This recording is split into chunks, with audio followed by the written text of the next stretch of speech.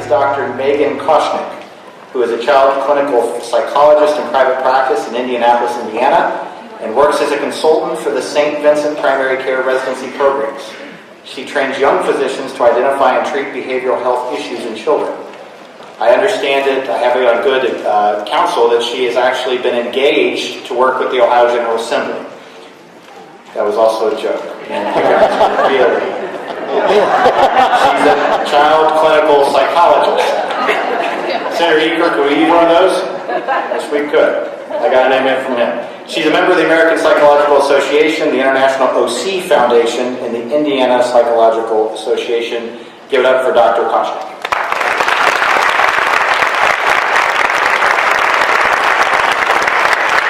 Thank you.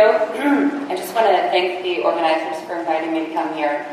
I have a debt of educational gratitude to the state of Ohio. I went to Denison for my undergraduate and graduate work at the University of Cincinnati. And I did my residency right here in Columbus at the Children's Hospital through OSU. So it's good to be back in Ohio.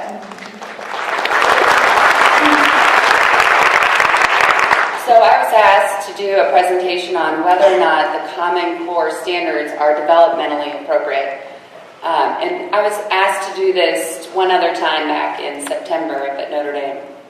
And I was thrilled to do it because I love to talk about child development. But I never really looked at the standards. And I tried to approach the standards in a way back in September when I was preparing for that talk, in a way that was neutral. Not to come in pro or against, but really to use my background as a researcher, harken back to my dissertation days, and really look at the data, look at the evidence, and then give an honest opinion on it. So I want to share that with you tonight. If I can move it forward. Okay. So this is my son. I use pictures of my kids because I've been told not to use images. I might get sued for using somebody else's images. So you'll see him a lot. He's a kindergartner now. His name's Jack. So I wanted to start off by saying why it's important to be developmentally appropriate. In every other discipline, this is just a widely accepted practice that when you are designing any type of expectation for a child, you want it to meet where their brain and where their body is in their maturation. So pediatricians are really good about this. When you bring your baby in, they'll let you know what's normal for this age, what to expect. If your baby's not walking by the time they're 10 months old, and you ask your pediatrician, is there something wrong with them? And they'll say, no, it's fine. 12 to 15 months, we'll start worrying about it later. So this is a really common practice. It's well documented, well researched, well accepted. So why is it important? And you can answer, that was my last. Why is it important? And look at his face here. You answer that with one word, and that's stress and frustration. If you're presenting kids with expectations that are not developmentally appropriate, they're going to get really stressed out and really frustrated. And as a clinical psychologist, most of my work is done with families in clinic. And I see the aftermath of new ideas in education, new expectations that teachers have for them, and the stress that then trickles down on the kids there. So there's lots of conversations I have with kids that start with something like, well, they're doing this new program for math. And then you see the kids start to tear up. And okay, there's an effect of the changes that you make. And have you really looked at it and understood it? And did you really try to predict what this would do for kids? Did you do a pilot study out there that showed that there was no after effect that created stress with kids? There's a pretty common saying in medicine that we like to improve things. If there's a medicine out there that we could give to you that would improve your health, we'll give it to you. But we have to first think we do no harm, right? You don't want to give somebody a medicine that's also maybe going to harm them. So when you look at standards, you want to be sure that the standards that you're putting forth for a nation of children are not going to do any harm. So you look at Jack's face here, and okay, this is very important. It's important to me. And it's documented that this is true. So this is a nice study. There's lots of them out there, but it looked at a developmentally appropriate kindergarten classroom versus a developmentally inappropriate kindergarten classroom. And it looked at the behaviors of the kids. And what they noticed was this long list of stress-related behaviors that were more common in the kids that were in the developmentally inappropriate kindergarten. My favorite one, well, not my favorite, but the one that I see most often and hear about from parents is this complaints of physical aches and pains. Kids will come to my practice because they're complaining of tummy aches every day before school. They don't want to get on the bus. Their stomach hurts. They're nauseous. Some kids actually vomiting at school. That any type of physical complaint, especially about the tummy for little kids, is a sign of stress. And they actually found that to be true in research.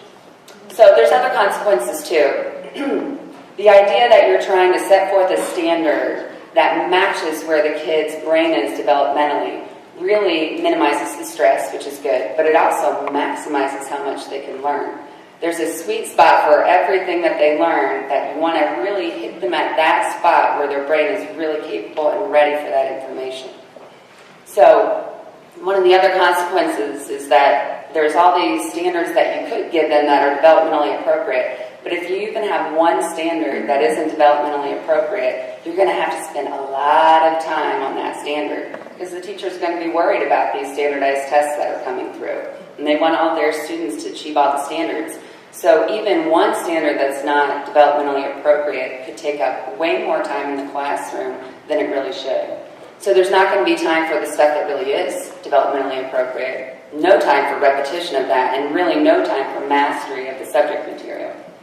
There's also the effects that I see in that teachers and parents are going to start seeing these kids as delayed, disordered. They're going to make referrals for ADHD, other disorders, learning disabilities, because the kids aren't measuring up to the standards that were put out for them.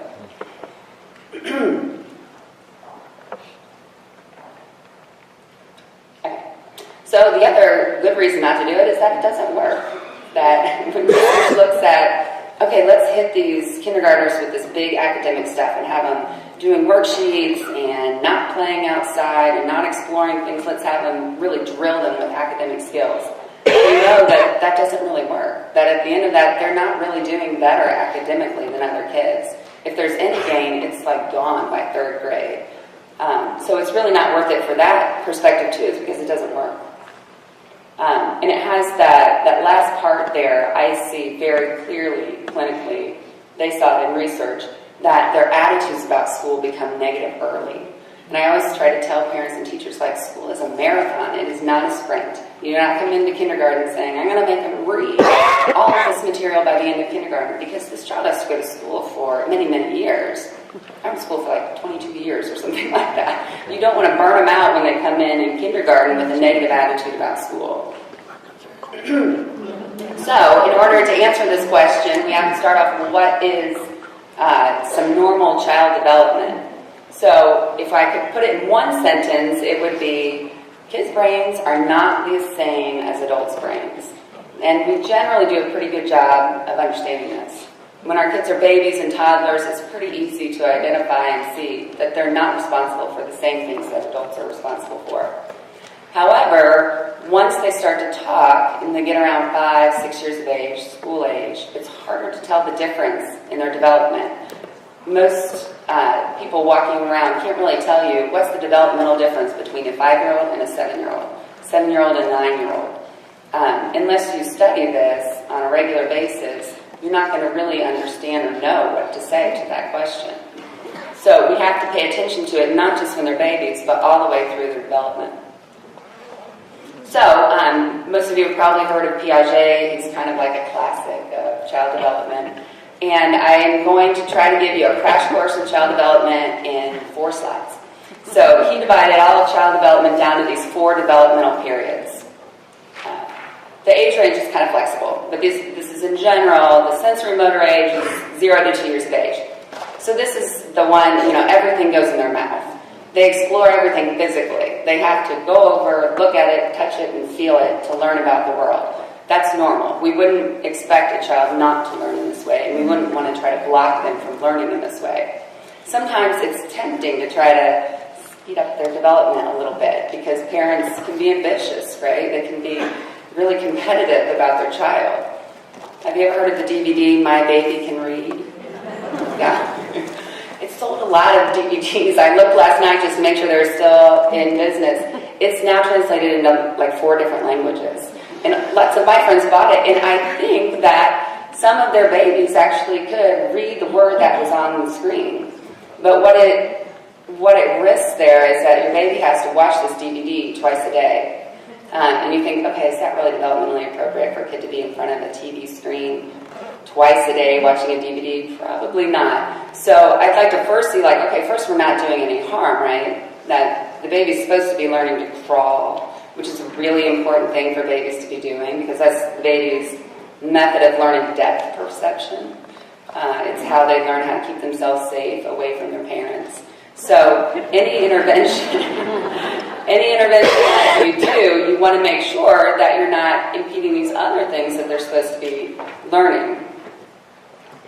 The next one I'm going to spend a little more time on because this is school age. So this is Kate, his sister. She's second grade now. So 3 to 7 years is going to include kindergarten and first grade. And these kids are a ton of fun, right? They love to imagine. My 2 little ones, they play puppies all day long when they're in this space. But these things are normal for them. They're egocentric. They don't understand other people's perspectives. So when you call them in for circle time and Jack sits right in front of Kate and blocks her view, is he being rude? Is he being selfish? No, he's being forward, right? Because he doesn't understand that, well, he can see the teacher, so what's the problem? Well, the kid behind you can't see it. So you really have to work with them, but you can't expect them to just know it right away because this is where their brain is and that's normal. They also cannot reflect upon their thinking. If you told them, ask them, what were you thinking when you did that? You know, they're just going to kind of stare at you because they can't really think about their thinking. And you know about their thinking from what they say. So just listen to what they say about the event and you can tell what they were thinking. They also still confuse, they don't reliably know the difference between fantasy and reality. So I love the example of trying to talk a 4-year-old into believing that Bugs Bunny is not real. And you could do it. You could point some things out that she could not deny. You'd say, you know, Bugs Bunny talks. You've seen the bunnies at the zoo. Can they talk? She's like, well, no. You know, they can't talk. And you can point out some other thing. He walks on 2 legs. He doesn't hop. And she might at the end agree with you and say, okay, yeah, Bugs Bunny is not real because he can talk and bunnies cannot talk. But have you really made that leap for her that she can now distinguish between fantasy and reality? Well, heavens no, right? So she's walking away thinking, well, if Bugs Bunny just didn't talk, he'd be real. And we'd all be cool, right? And when she sees the Little Mermaid and she sees Sebastian the crab who's talking, oh, Sebastian's not real because he can talk, you know. But she's not really understanding the difference between fantasy and reality, and that's fine because that's where she's supposed to be. The last one is my favorite part of working with kids, and that's because kids up until about 7 are only semi-logical. They got a little bit in there. So my favorite example is this with Jack. When he was about 5, I said, Jack, do you know where dreams come from? And my heart, you know, swelled with pride because he said, Mommy, I think dreams come from your brain waves. I thought, oh, psychologist kid, you know, this is great. And then he looks at me and he goes, and I've got really big waves. Oh, man, you know. And I said, if I was in your room with you, would I see your dreams too? He's like, yes, you should sleep in my room tonight and you can see everything that I dream about. Oh, okay, so somewhere along the line he's heard brainwaves, but he's not really fully logical with that. So here's another big part of school-age children, 7 to 11. This is the concrete operational period. So they are now able to mentally move around those images in their mind. So if you tell them 7 equals 3 plus 4, they can see where 7 could be broken up into 3 and 4 and added together. So that's a major leap for them. There's lots of cool little experiments you can do with kids to see if they've entered that phase or not. One of them is to take 2 glasses of water, filled the same amount. You put a short glass in the front and a tall, thin glass. You say these 2 have the same amount of liquid. And you pour them into those 2 other glasses and you say, okay, now, do they have the same amount or does one have more? And they'll always look at that tall, thin glass and say, that one's got more. And that's when you know that they're not quite all the way into this concrete operational phase. So they can think logically, but really only about concrete ideas. They aren't ready yet for abstraction. That's the next phase. So the difference between the 2, I like to give the example of Kate and Jack. They used to play together all the time, beautifully, about puppies and pretend. And then one day I realized she was in this concrete operational face when I'm driving around, they're in the back seat talking, and Jack says, did you know that Dad's going to buy a rocket? And Kate looks at him and goes, Jack, Dad is not going to buy a rocket. Where would he park it? Jack just ignores her. We're going to ride that rocket to school every day. And she says, you know how much money Mom and Dad make. There's no way they can afford a rocket. And then she comes out with her best piece of logic. Yeah, she says, do you ever think Mommy's going to let Daddy buy a rocket? I said, oh no, it's death to the two of them playing together imagination games. They're in two different phases. This is not going to work. So I pulled her aside and I said, Kate, it's normal that he wants to tell these stories. He's really just using imagining. I know it's annoying, but what I say to him? I just say, wouldn't that be cool? Because I'm not really agreeing with him. I just kind of let him have his fun. So later I hear him say something else wild and crazy, and she says, wouldn't that be cool? If it was possible, which it's not, so why are you saying that? So that's my other mistake. I'm trying to push her back into some phase that she's already out of. So that's the big difference between the two. There are lots of educational standards that are right up the alley for concrete operational. Math facts, learning to spell, grammar rules, all of those concrete things that they need to know and utilize, right up their alley. So once they reach 12 years of age, on up through adulthood, they're ready for abstraction and hypothesizing, theorizing about things, thinking about nuances, about people's states of minds, things like that. Ready at age 12, some people a little earlier. And there are glimpses of it earlier on, but in general you want to kind of hold off on abstraction until about 12. Which is why when you see people trying to introduce algebra earlier and earlier and earlier, that you sort of hit a wall with kids, that they really are not ready for it before they're out of concrete and able to do abstraction. And there's going to be some variability, but as a rule, you wouldn't want to start with abstraction before kids who are 12 years of age if you're going to put out a standard for everybody. Of course, there's exceptions to the rule. So now we're going to dig into some of the standards. This is the mathematical practices, and these apply to actually every grade, K through 12. So now that you are all experts on child development, I want you to read through some of these standards and tell me if you would ever put these on a kindergartner's standards. Look at number 2, reason abstractly and quantitatively. I like this, attend to precision. So this is my son. He said, Mommy, I stacked up the blocks. The big ones are on the bottom, all the way up to the small ones. That's not very precise, is it? He needs to move it. There's a few that are out of order there. But we'd say that looks kindergarten. But is he attending to precision? Of course not. Is that normal? Of course it is. So I'm not sure why. When I first read these, I was really confused. I had to read them several times. I had to go look at the background information. I thought, why are they including this for kindergarten? My hope is that most kindergartner teachers read this and say, oh man, it doesn't apply to us. My hope is that they just ignore them. But why are they there? Why are they there for kindergarten? And now that I've heard Jane talk, the conclusion I came to seems like maybe that was the case. That when I want you to read these again, and read these as if you are the owner of a global company and you would like to train your workforce, and you would like to be able to say what your employees would be like if they're working with technical things. And you might come up with a list sort of like that. If you read this as a Human Resource Department orientation manual for employee training, you'd say, yep, that's about right. But this is for kindergartners on up through adolescence. So this is a particular, just to FYI, I was trying to count on my phone before I got up here of how many kindergarten standards there were. I got up to 70 and stopped counting. So I don't know how many days there are in an Ohio school's calendar, but 184. So many kindergartners only go half day, right? So they've really only got 92 days. And they're going to be sick some of those days, or out for a dentist appointment or something.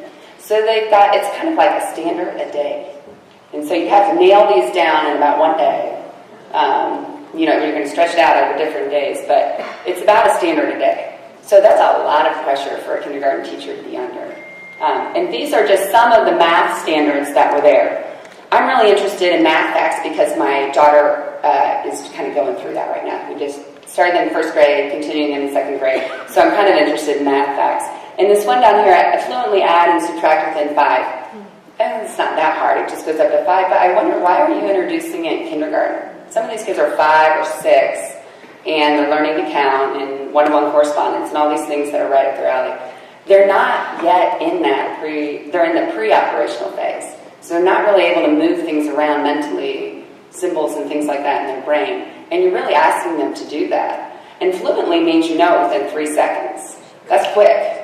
So some of them are going to be able to memorize it, but what's that going to look like in the classroom? It's going to look like the teacher drilling them again and again and again and again and again, because they got to have it memorized. So some of the others didn't look very appropriate either. They are different than what we've seen before. Classically, you see math facts started in the second half of first grade, somewhere in there. Continued and really nailed down second grade. So this is different from the regular part. There was no research to back this up. I thought, well, maybe they found that kids really learn math facts well in kindergarten, so maybe there's research behind it. No. So this is my own personal example. This was my daughter Kate when she was in first grade. Computer program, they're supposed to learn math facts. I glanced at it. They're supposed to do it 20 minutes a night. I put her on it. They start you at 0 plus and the 1 plus, and you're not allowed to progress up until you know all of them within 3 seconds. So 10 plus 0, 1 plus 0. And this is one of the ones that I saw. Okay, she didn't progress. She was like 3 weeks into it. She's starting to cry at night. She doesn't want to do it. She's still at the 0 plus and the 1 plus. So I'm getting a little worried. But I thought, maybe we're looking at a math disorder here, because that's surprising to me. She was in first grade, and she wasn't moving up to the next level. So I sat down to do it with her one night, and she was showing all the signs: stress, crying. I don't want to do it, Mommy. I'm bad at math. I can't do this. Don't make me do it. But I was getting nervous, like, she's going to fall behind. So I'm like pushing her to do it, right? And then I sat down with her one night to do it. So these are the first questions, but after the mom walks away and starts cooking dinner, they progress to questions like this.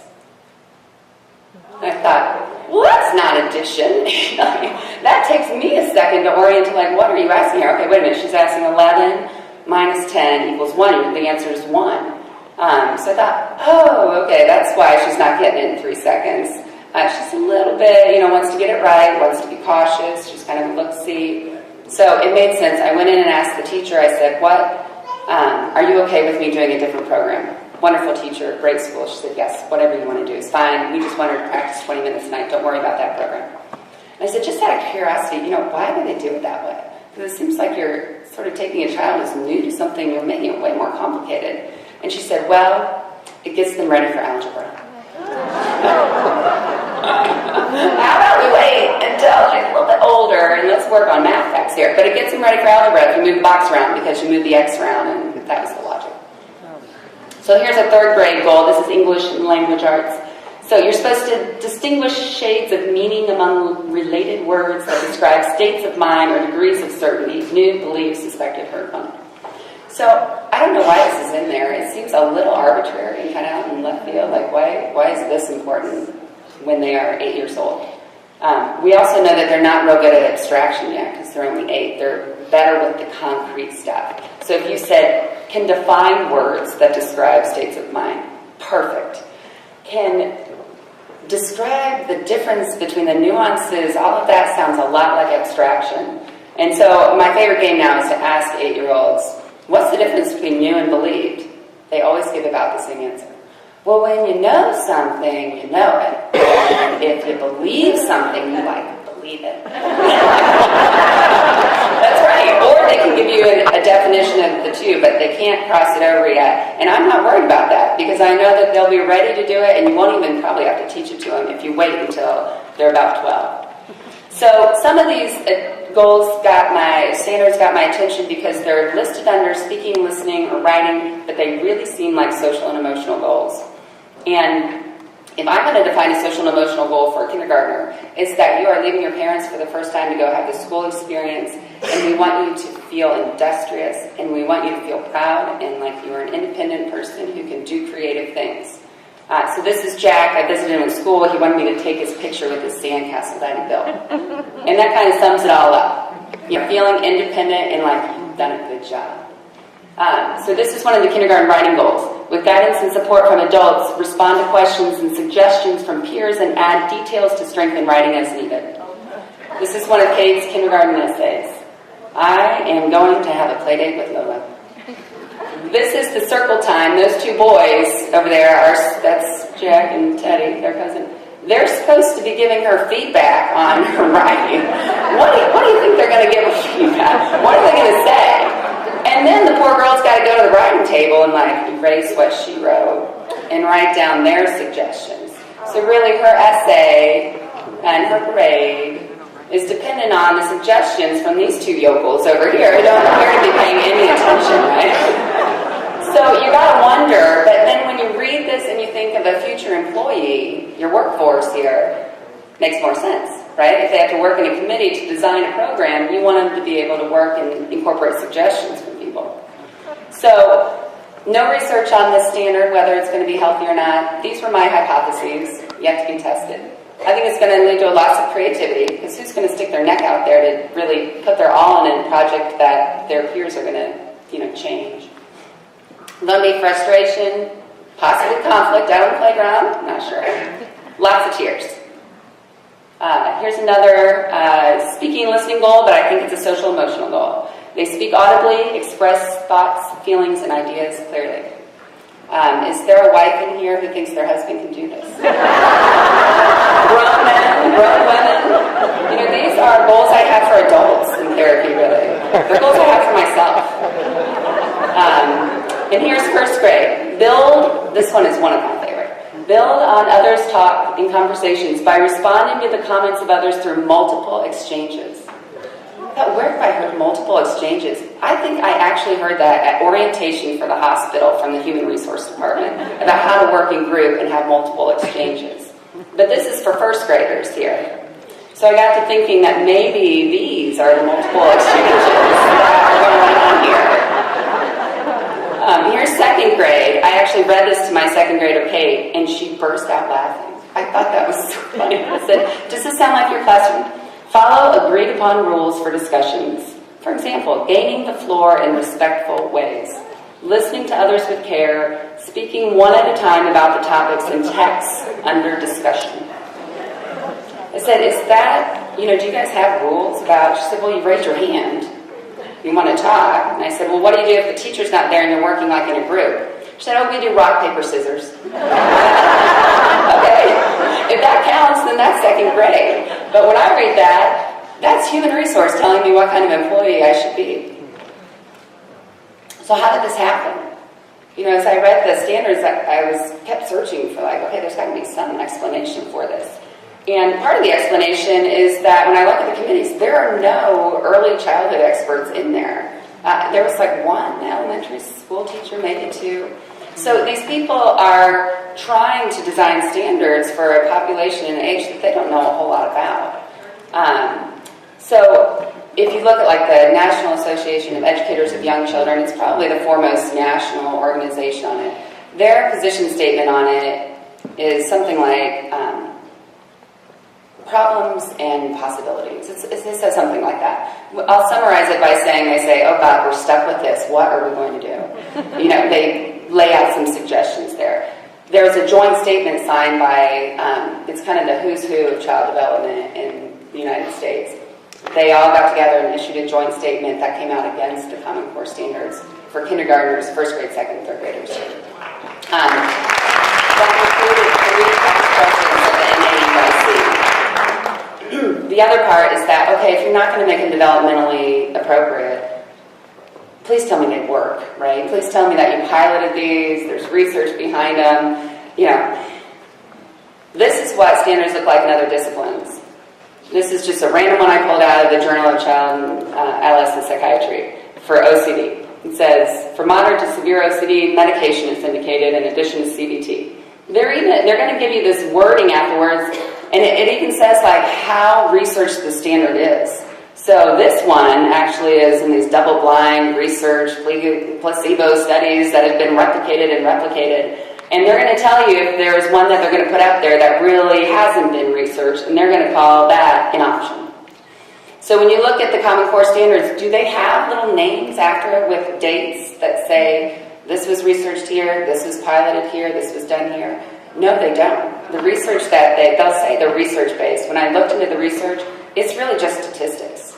Somebody wrote up something from the ACT about the outcome of high school students not doing well, this, and this. That's the research, some observations and some statistics. They didn't pilot this and come up with some really good replicated studies that showed this work. So what I think of a child's first day in kindergarten under Common Core is that it's really his first meeting with the Human Resource Department of the global economy workforce. He doesn't know it. His parents don't know it. He's in those boring orientations that you have to do to work at a company. This is what kindergarten looks like in a developmentally appropriate kindergarten. And that's it. Thank you very much.